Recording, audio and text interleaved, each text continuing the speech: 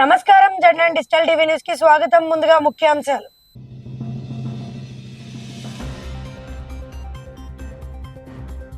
CM Revanth రెడ్డికి సన్నిహితుడంటూ లక్షల రూపాయల మోసానికి పాల్పడిన gold man సూర్యాబాయ్ arrest.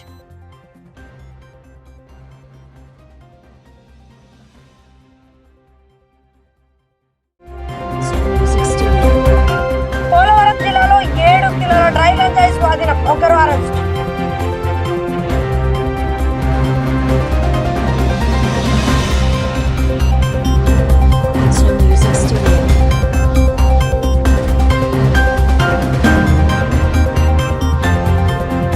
Perupalem beach లో స్నానానికి దిగి కోనసీమకు చెందిన విద్యార్థి గల్లంతు.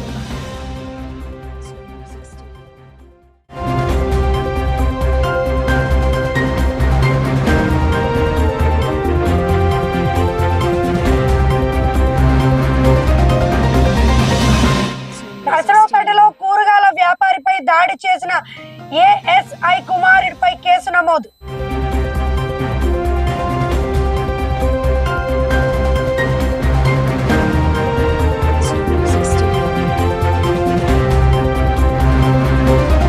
ముంబైలో భారీ వర్షాల ప్రభావం, రైల్వే స్టేషన్లో ప్రయాణికులు తీవ్ర ఇబ్బందులు.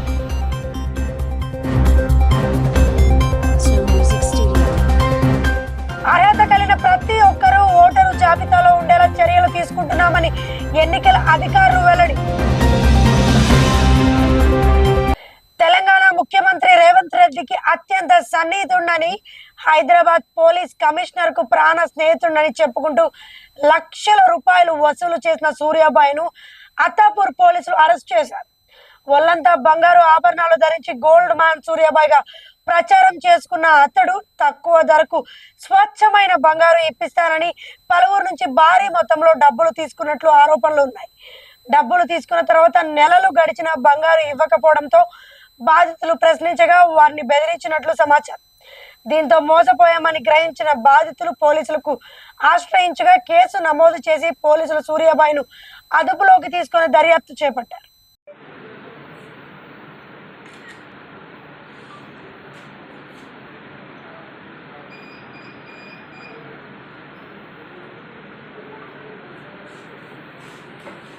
పోలవరం జిల్లా గుర్తేడు మండలం కొత్తూరు గ్రామ సమీపంలో పోలీసులు నిర్వహించిన తనిఖీల్లో భారీ మొత్తంలో డ్రై గంజాయి పట్టుబడింది. సుమారు 3,50,000 రూపాయల విలువ చేసే 7 కిలోల డ్రై గంజాయిని స్వాధీనం చేసుకున్న పోలీసులు రాజనాల కోటిరెడ్డి అనే వ్యక్తిని అరెస్ట్ చేశారు. దారకొండ ప్రాంతం నుంచి అడవి మార్గాల గుండా మారేడుమిల్లి వైపు గంజాయిని తరలిస్తుండగా ముందస్తు సమాచారంతో పోలీసులు అతన్ని పట్టుకున్నారు.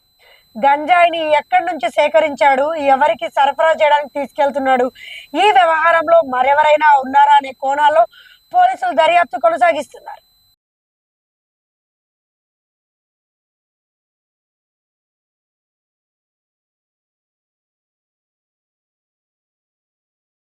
పేరుపాలెం బీచ్ లో స్నానానికి దిగిన ఓ విద్యార్థి సముద్రంలో గల్లంతైన ఘటన ఆందోళన కలిగిస్తుంది.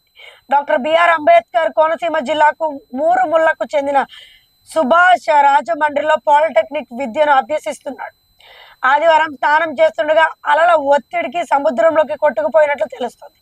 సమాచారం అందుకున్న పోలీసులు స్థానిక మత్స్యకారులతో కలిసి గల్లంతైన విద్యార్థి కోసం గాలింపు చర్యలకు చేపట్టారు.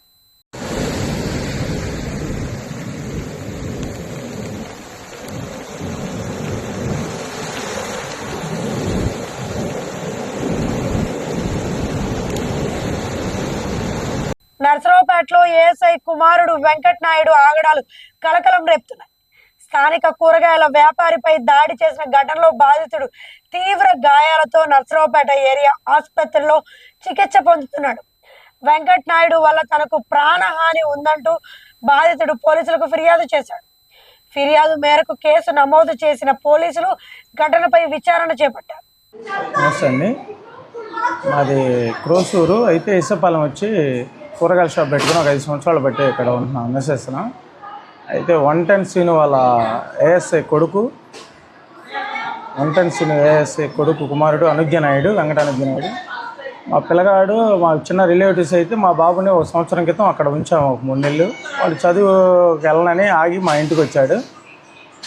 కొంత కారణాల వల్ల వాడికి సేవలు చేయటం ఇబ్బంది అవుతుందని పంపించంటే సరే వాడు నేను రానంటే పంపించలేదు.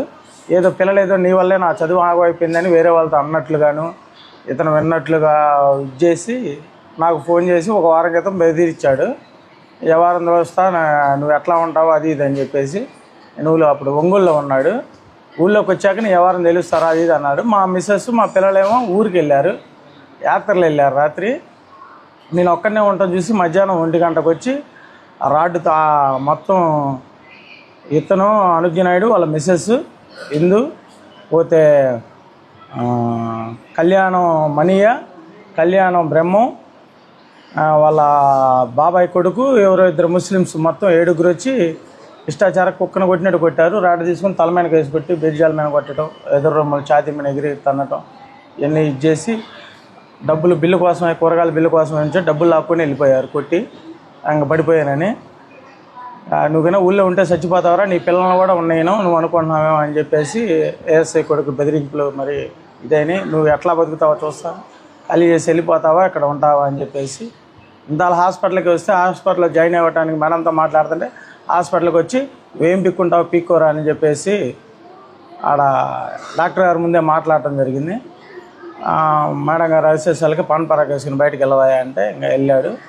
ఏం పెట్టుకుంటావు, ఏం చేయగలుగుతావు చేసుకుని, నువ్వు మాత్రం నేను నీ కొడుకుని నిన్ను మాత్రం వదిలిపెట్టను, ఊరు వదిలిపెట్టి వెళ్ళిపోరా అని చెప్పేసి అటెండ్ మాటగా ఇంతాలు వచ్చి ఎఫ్ఐఆర్ చేసుకుని వెళ్ళిపోయారు. అలాగ వచ్చేసరికి 3 కుట్లు పడ్డాయి.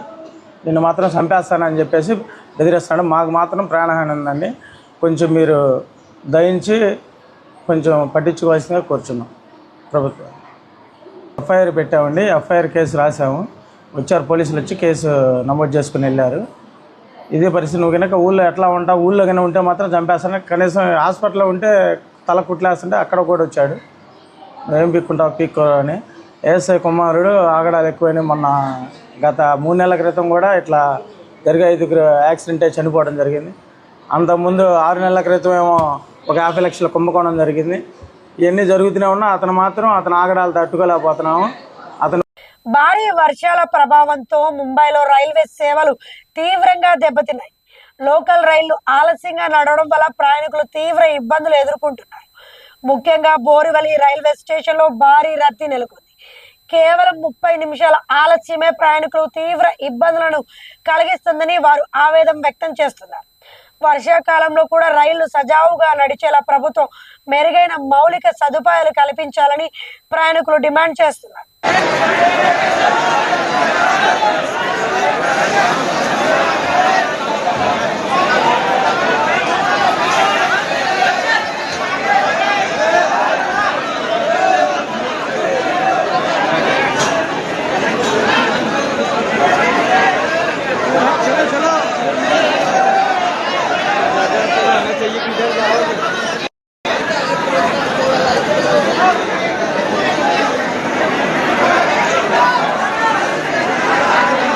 అర్హత కలిగిన ప్రతి ఒక్కరూ ఓటరు జాబితాలో ఉండేలా చర్యలు తీసుకుంటున్నామని రాష్ట్ర ఎన్నికల ప్రధాన అధికారి వివేక్ యాదవ్ తెలిపారు.